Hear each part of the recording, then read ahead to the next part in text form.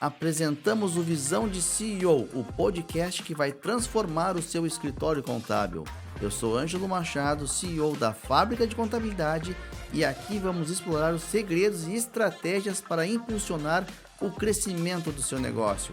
Prepare-se para uma jornada inspiradora rumo ao topo do mercado contábil.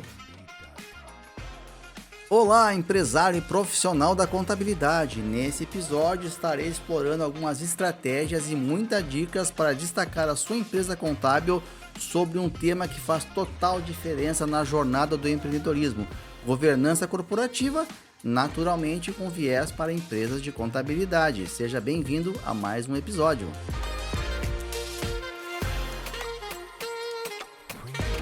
E pessoal, eu acredito que governança corporativa é algo fundamental na jornada de construção de um negócio de sucesso inerente ao mercado em que a gente esteja. E eu estava debatendo essa semana com alguns colegas em relação a isso. Eu acredito que o primeiro passo que a gente tem que dar quando a gente fala de governança corporativa é ter uma percepção do que é governança corporativa, para poder então definir quais são os pilares que a gente vai ter que tratar na construção dessa jornada de profissionalização. Então eu vou trazer aqui um conceito que eu tenho, que eu acredito que vai trazer valor para vocês. Na minha percepção, governança corporativa é aquele sistema pelo qual as empresas e demais organizações são dirigidas, monitoradas, incentivadas, envolvendo os relacionamentos entre os sócios, conselho de administração, diretoria, órgãos fiscalizadores, como o próprio Conselho Regional de Contabilidade, controles, time, processos e demais partes interessadas. Então é o ecossistema que orbita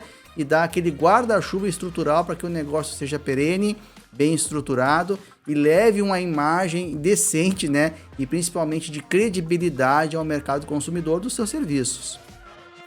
E avançando um pouco mais, pessoal, eu acredito que governança corporativa, ela se sustenta ou ela existe baseada em alguns pilares. No meu conceito, existem 4 grandes pilares que são fundamentais para que uma governança corporativa seja construída. O primeiro pilar eu chamo de transparência. O segundo pilar eu chamo de equidade. O terceiro eu chamo de prestação de contas. E o quarto eu chamo de responsabilidade. Esses são pontos assim que precisam estar muito estressados do ponto de vista de compreensão para que as coisas funcionem e tenham assim uma evolução eficiente de processos, né? Então, transparência, equidade, prestação de conta e responsabilidade são os aspectos que vão fazer com que a tua jornada empreendedora aliada à tecnologia faça com que a tua empresa contábil realmente se diferencie no tempo. E para que isso funcione de forma eficiente, a gente precisa olhar para alguns aspectos que, no meu ponto de vista, são fundamentais quando a gente olha para uma empresa contábil. Eu diria que são assim os complementares aos pilares estruturais que eu comentei agora há pouco. O primeiro passo que a gente precisa olhar quando a gente fala de governança dentro de uma empresa contábil é os aspectos que envolvem estratégia e sociedade. Por que estratégia e sociedade? O primeiro ponto é que toda empresa contábil ela precisa ter muito claro qual a identidade dela como negócio. Eu sempre digo que as pessoas precisam olhar para a empresa de vocês, olharem para as pessoas que moram nessa empresa, né, do ponto de vista de serem o time que toca aquela operação e tenham um conhecimento muito claro do propósito e dos objetivos daquela empresa. Você olhar para a empresa contábil e ter uma visão assim analítica de que é simplesmente um escritório, isso, no meu ponto de vista, nos dias de hoje, deprecia o potencial da marca e o potencial de geração de negócio. Agora, quando o mercado, vamos dizer assim, olha para a tua empresa e consegue perceber a identidade de especialização do teu negócio em um determinado nicho, isso valoriza não só a marca, mas as pessoas que trabalham lá dentro. Pô, olha só, o fulano é do time da empresa XPTO lá, né? Então, isso, na verdade, valoriza e dá uma credibilidade, fazendo com que você consiga se diferenciar. Então, fazer um estudo de identidade e de percepção é fundamental para lastrear qualquer passo estratégico que a gente faz hoje em dia. O segundo ponto que eu sempre trago quando a gente fala de estratégia de sociedade, e é algo muito importante e assim, extremamente negligenciado, não só pelo mercado contábil, mas também por diversos outros setores, e isso é normal, não é que seja errado, é uma questão muitas vezes de cultura e de aprendizado, é não perceber a importância de códigos de conduta, seja nas relações entre sócios, né, muitas vezes lastreados por acordo, seja na construção de contratos de trabalho com a equipe, onde determinem as suas funções, as suas responsabilidades. Então, pensar código de conduta é algo muito importante quando a gente vai querer montar uma estrutura que traga transparência, segurança e protocolos de rotina, ainda mais quando a gente fala de serviço, que são relações humanas. Então, são fatos que eu acho, assim, dentro da governança de processo, é algo extremamente relevante. Então, prestem muita atenção em identidade da empresa de vocês, do ponto de vista de como o mercado olha vocês e como vocês querem ser percebidos. Isso, inclusive, contribui para retenção e captação de novos talentos. Assim como eu vou voltar a frisar, perceber a importância de código de conduta e também, se for o caso, acordo de sócios, que é um documento super relevante. Outro aspecto da governança que, no meu ponto de vista, é assim, fundamental e a gente não pode deixar de tratar, isso dentro de uma jornada de alta eficiência, é a percepção de pessoas e recursos. Por que pessoas e recursos? O primeiro aspecto é, por mais tecnologia, pessoal, que a gente tenha, por otimização de processos, por desburocratização tributária que o Brasil vai sofrer, por mudanças na própria contabilidade que desobrigam algumas empresas a fazerem alguns determinados processos, a gente, em qualquer cenário, vai precisar de gente. E gente faz com que a perenidade e o desenvolvimento aconteça. Então, olhar para pessoas e tentar montar um ambiente que, com desafio, né, mas com muita boa vontade, ter condições das pessoas crescerem, se desenvolverem e aprenderem coisas novas todos os dias, é fundamental para que a tua empresa contábil seja, assim, passe a ter, né, uma percepção de valor muito mais eficiente. Até porque, pessoal, se a gente olhar para o mercado contábil, a gente já tem novas gerações que nasceram no digital. E esses novos jovens que estão chegando, essas pessoas que estão agora avançando no mercado de trabalho, são pessoas que, na verdade, vêm com uma batida, vêm com uma preocupação de desenvolvimento muito mais acentuada do que na época do analógico. E é natural, são gerações.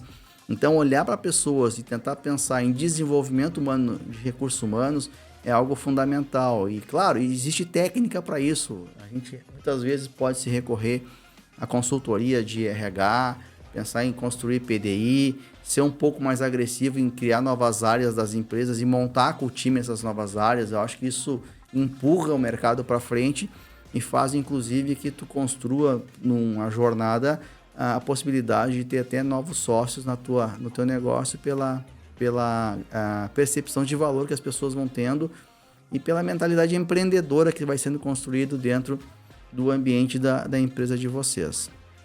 Então, esse é um ponto super importante. Aliado a esse aspecto de pessoas e recursos, eu sempre digo que numa empresa contábil, a gente precisa ter planos de sucessão. Eu não estou falando que as pessoas vão embora, não é isso. Mas plano de sucessão poxa, a pessoa tira férias, né? Só ela faz determinado assunto, não tem mais nenhum colega que faça. Então, isso aí é um dano na governança. Ou a pessoa migra de área, ou a pessoa vai participar de um evento num outro estado e não pode ir porque tem reunião com o cliente, ninguém pode substituir. Ou a pessoa realmente vai para um outro projeto. Eu conheço muita gente que veio para a área contábil e acabou se desligando e se encontrou em outras atividades. E tudo bem, isso faz parte da vida. Então, ter um plano de sucessão e mapear pessoas-chave para que compreendam isso e te ajudem a montar um ecossistema operacional de processos em que tu restrinja um pouco a concentração de atividades em poucas pessoas, vai fazer com que o ambiente se torne muito mais confortável. Inclusive, essas pessoas que têm concentração de atividade podem passar a ter como é que eu vou dizer para vocês, assim, uma percepção de não só de valor, mas uma percepção de estresse mais controlado, né? Eu sempre digo que estresse a gente nunca vai eliminar. A gente pode, assim, mitigá-lo um pouco, mudando um pouco a rotina, mudando um pouco os processos e fazendo com que essa concentração um pouco diminua, né? Evitando o famoso aí burnout, né? Quando a gente faz uma concentração muito grande, o que consequentemente prejudica a operação, marca, processo, rentabilidade, oportunidade para a tua empresa. Então, muita atenção, pessoal, quando a gente fala aí de pessoas e recursos dentro de uma jornada de construção de governança. O outro aspecto, pessoal, que eu trago aqui e que eu quero que vocês prestem muita atenção, e eu acredito que é algo também assim tão relevante quanto os outros aspectos que eu trouxe, é um olhar muito atento em tecnologia e propriedade intelectual. Por que eu digo que tecnologia e propriedade intelectual é fundamental? Eu percebo muitas vezes, lamentavelmente, que não só o mercado contábil, eu já disse isso outras vezes, outros mercados acabam muitas vezes assim não prestando atenção adequada a processos de registro de marca e patente. A gente tem o INPI e eu sempre digo que numa empresa, um dos maiores patrimônios são as suas marcas que ela constrói. Imagina tu monta uma marca Coca-Cola e amanhã vai uma pessoa e registra a marca Coca-Cola, e a Coca-Cola que fez investimentos milionários, né, bilionários no mundo, não pode mais usar o nome Coca-Cola. Então você pode ter uma percepção do problema que isso gera. E isso vale para qualquer empresa. O pessoal diz assim, não, mas eu sou pequeno, não tem problema, não vou registrar. E ainda assim, que você seja pequeno, é fundamental que você tenha a marca registrada, porque você vai fazer mídia uma hora, você vai querer estruturar marketing, vai fazer campanhas, e pode uma empresa, até de um outro segmento, notificá-los judicialmente para parar de usar o nome. Imagina só o tamanho do problema que isso gera. Então, prestar atenção nas rotinas de propriedade intelectual, de registro da sua marca, é fundamental. Assim como, pessoal, é fundamental dentro de governança, principalmente em empresas contábeis que têm um viés de tecnologia mais acentuado, em estabelecer de forma documental e contratual, com assessorias jurídicas adequadas, um plano de propriedade das invenções que são feitas ali dentro. Ou seja, tudo que é inventado, que é desenvolvido, que é melhorado, não é de ninguém, é da empresa, né? Imagina na Apple lá, o engenheiro que desenvolveu uma peça do iPhone vai dizer que é o dono do iPhone, né? Não, então isso é governança. Então todas as invenções, as melhorias de processos precisam, do seu ponto de vista estrutural, terem propriedade. Então isso, na verdade, arruma a casa e demonstra a importância organizacional de uma visão para esse aspecto aí que é fundamental. Aliado a isso, pessoal, tecnologia é um outro ponto que eu trago na governança que não pode mais ser descartado sob o ponto de vista de viabilidade até de uma empresa contábil. Eu acho que aquele escritório contábil que não está olhando para a tecnologia, que não está instigando como ela pode fazer melhor, mais rápido e mais barato alguns processos, ela vai ser consumida pelo mercado. Isso aí é um fato e não tem jeito. Então, dentro de um processo de governança, eu sempre recomendo que você tenha parte do time, ou que você crie um comitê interno que pense tecnologia, que vá em eventos, que questione se o que você está usando hoje faz sentido, como a gente pode desenvolver novos processos. A gente está aí agora entrando na era da inteligência artificial, que acelera processos, né? Constrói textos, cria imagens, faz análise de dados, e esse é um ponto que eu acredito que pode fazer toda a diferença numa jornada de rentabilidade e de reflexo. Então, assim, pensar governança sobre esse ponto também é fundamental para que o teu negócio fique de pé e tenha, assim, pilares sólidos de evolução no tempo. E por último, pessoal, e não menos importante, quando a gente fala de sustentação de governança, eu trago 2 pontos que são fundamentais. Primeiro, aqui desse aspecto eu chamo de processos e accountability. O que significa processos e accountability dentro de uma jornada de governança?